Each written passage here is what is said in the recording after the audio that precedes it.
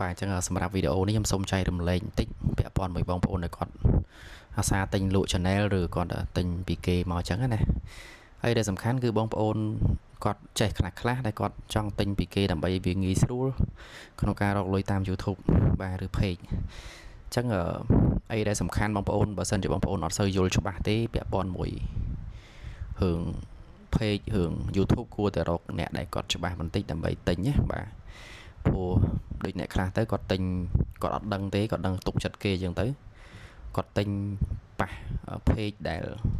ចាក់ follow ចាក់អីទៅបាទអញ្ចឹងណាហើយទៅពាក់ព័ន្ធមួយ BM មួយអីហ្នឹងដែលគាត់អត់ដឹងអញ្ចឹងថ្ងៃហ្នឹងខ្ញុំមកនិយាយចំណុច2ហ្នឹងទាំង page ទាំង YouTube ហើយសម្រាប់ YouTube បងប្អូនទិញពីគេនេះដូចខ្ញុំធ្លាប់ទិញលក់ច្រើនដែរណាទិញលក់ហើយទិញធ្វើទៀតប៉ុន្តែដូច channel នេះជាក់ស្ដែងគឺខ្ញុំដោយសារតែ absent របស់ខ្ញុំវាមានបញ្ហាខ្ញុំក៏ទិញទាំង channel ទិញទាំង YouTube ទិញទាំង absent របស់គេមកហើយជាក់ស្ដែងខ្ញុំយកមក link ចូលមួយ channel YouTube របស់ខ្ញុំដើម្បីរកលុយហើយបងប្អូនឃើញអត់ចិត្តខុបលុយជាទូទៅនៅពេលដែលផុតថ្ងៃគឺវាតែងតែឲ្យយើង update តាក់បាទ update ពន្ធណាហើយសារនេះវាខុសពីរដងវាប្លែកតែម្ដងបាទ update ហើយ approve ធម្មតាមកសន្ទុះក្រោយមក load មកឲ្យ verify ID បាទអញ្ចឹងគឺយើងត្រូវរកម្ចាស់ដើមដើម្បីគាត់មក verify ជាមួយនឹង ID ហ្នឹងណាចុះបើសិនជារកអត់បានគិតមិនហើយសម្រាប់ខ្ញុំនេះគឺខ្ញុំតាក់ទងទៅអ្នកដែលខ្ញុំទិញហ្នឹងឲ្យគាត់ថាគាត់ទិញពីគេដែរគាត់តាក់ទងគេអត់បានតែចាត់ទុកថាសំណាងទីចុះខ្ញុំបានតាក់ទងតាមលេខទៅគាត់តាក់ទងបានប៉ុន្តែអត់ទាន់ច្បាស់ថាគាត់អាច verify បានទេពីព្រោះថាតម្រាំតែខ្ញុំរកគាត់ឃើញហ្នឹងគឺវាបាន load មកបាត់ទៅហើយនេះ suspend មកទៅហើយអញ្ចឹងមិនដឹងថាតើ verify ទៅហ្នឹងវាអាចមានសង្ឃឹមអត់ទេណាអញ្ចឹងខ្ញុំគ្រាន់តែផ្ដល់ជាបទពិសោធន៍មួយដែលបងប្អូនទិញ account បើបងប្អូនមិនទាន់ច្បាស់មិនទាន់អីមិនសូវមានលុយច្រើនគួរតែធ្វើខ្លួនឯងទាំងស្រុងអត់យល់ចំណុចណាអាច research បន្ថែមសួរគេបន្ថែមកុំទិញណាបើទិញបើដូចខ្ញុំវាមិនបញ្ហាទេបាទព្រោះថាយើងវាឆ្អែតចោះណារឿងខូចរឿងអីហ្នឹងគឺយើងឆ្អែតហើយអញ្ចឹងព្រោះអញ្ចឹងគ្រាន់តែខ្ញុំចង់ផ្ដល់បទពិសោធន៍ដើម្បីឲ្យបងប្អូនថ្មីគេថាគាត់ទ្រាំទៅរកលុយបានទៅទិញគេឲ្យបែរជាខំប្រឹងធ្វើត្រូវបានបើកលុយហើយនេះបើជាទៅអញ្ចឹងចុះយើងរកម្ចាស់ឃើញចុះបើរកអត់ឃើញ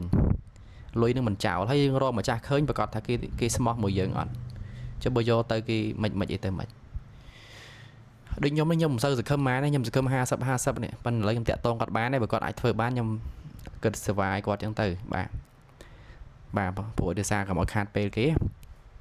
តែខ្ញុំនៅតែ recommend ថាបងប្អូនទិញលក់ account បាទ account channel YouTube នេះបាទទិញលក់ឬក៏បងប្អូនទិញមកធ្វើបើបងប្អូនធ្វើជាអចិន្ត្រៃយ៍ធ្វើដែលសង្ឃឹមថារកលុយបានពីវារាប់ខែរាប់ឆ្នាំគួរតែកុំទិញរបស់គេបើសិនជា absent បងប្អូន channel បងប្អូនមានបញ្ហាយើង close absent ហើយបង្កើតថ្មីមកជាទូទៅគឺ absent គឺយើងអាចម្នាក់ធ្វើបានតែមួយមិនអញ្ចឹងយើងធ្វើពីរដងអត់កើតទេអញ្ចឹងបើមានបញ្ហាយើង close វាចោលបិទវាចោលហើយបង្កើតថ្មីយកឈ្មោះយើងអត្តញ្ញាណប័ណ្ណយើងទៅធ្វើសារថ្មីឥឡូវដូចជាគេប្រហោះខ្ញុំមិនតាន់បានចូលមើលត្រឹមត្រូវទេព្រោះខ្ញុំពេលខ្លះខ្ញុំអត់ភ្លេចខ្ញុំរកសួរគេដល់គ្នាហ្នឹងបាទ research បន្ថែមដល់គ្នាហ្នឹងឥឡូវឮសូរគេថាគេអត់ចាំបាច់ត្រូវការ pin code ទេឥឡូវហ្នឹងយើងអាចមានពិធី2ទី1ស្នើ pin code ទី2គឺយើងអាច verify តាមរយៈ ID តាមរយៈមុខយើងផ្ទាល់តែម្ដងដើម្បីទទួលលុយមកអត់ចាំបាច់ត្រូវស្នើ pin code ទេអញ្ចឹងវាមាន2ចំណុចឥឡូវវាស្រួលជាងមុនណាតែខ្ញុំឃើញគេប្រហោះក្នុង YouTube ទេអញ្ចឹងអីដែលសំខាន់គឺខ្ញុំគ្រាន់តែចង់ប្រាប់បងប្អូនថាបើធ្វើវាលក្ខណៈថាយើងចង់យកវាថ្ងៃក្រោយទៅជាអាជីពគួរតែកុំប្រើឈ្មោះគេណាបងប្អូនទិញគេអញ្ចឹងដូចខ្ញុំអញ្ចឹងនេះឥឡូវនេះសល់តែ2-3រៀលទៀតនេះត្រូវបានលុយនេះឥឡូវមក verify ហើយខ្ញុំអត់សង្ឃឹមទេដោយសារតែពីមុនវាគ្រាន់តែជាប់ប៉ុណ្ណឹងឥឡូវវាចេញមកទៀតបាត់ហើយអញ្ចឹងខ្ញុំអត់សូវសង្ឃឹមមែនទេគ្រាន់ថាចាំមើលសិនបើគាត់ធ្វើបានក៏ហេងទៅបាទឥឡូវខ្ញុំបានឆេងហើយអីដែលសំខាន់ channel ខ្ញុំ3-4 channel ខ្ញុំបានដូរតាប្រហែលជា3 channel ទេតែមួយ channel ទៀតមិនឃើញថាទុកសិនយើងរវល់ឥឡូវដល់ពេលអានេះវាមានបញ្ហាអញ្ចឹងវាទៅប៉ះពាល់ដល់ channel យើងទៀតអត់មាន monetize channel មួយ channel បាត់ហើយមួយ channel ហ្នឹងអីដែលសំខាន់គឺយើងអត់អាចមានកន្លែងដូរ change absent បានទៀតអញ្ចឹងឥឡូវខ្ញុំត្រូវចាំគាត់សិនបើគាត់ធ្វើនេះបានបើអត់បានខ្ញុំនឹងសាកល្បង close absent ហ្នឹងដើម្បីចង់ដឹងថាវាអាចឲ្យយើង change absent បានអត់អញ្ចឹងណា ដល់ថ្ងៃចឹងវីដេអូមានប៉ុណ្្នឹងទេគ្រាន់តែផ្ដាំថាបងប្អូនអត់ច្បាស់ពី YouTube channel អត់ច្បាស់ពី page បងប្អូនគួរតែរកអ្នកដែលច្បាស់ទៅជៀសវាងយើងចាយលុយឲ្យត្រូវខាតអញ្ចឹងណាហើយដូចបញ្ហាបែបនេះបើមានបញ្ហាក៏គេមិនទទួលខុសត្រូវឲ្យយើងដែរព្រោះខ្ញុំថាអញ្ចឹង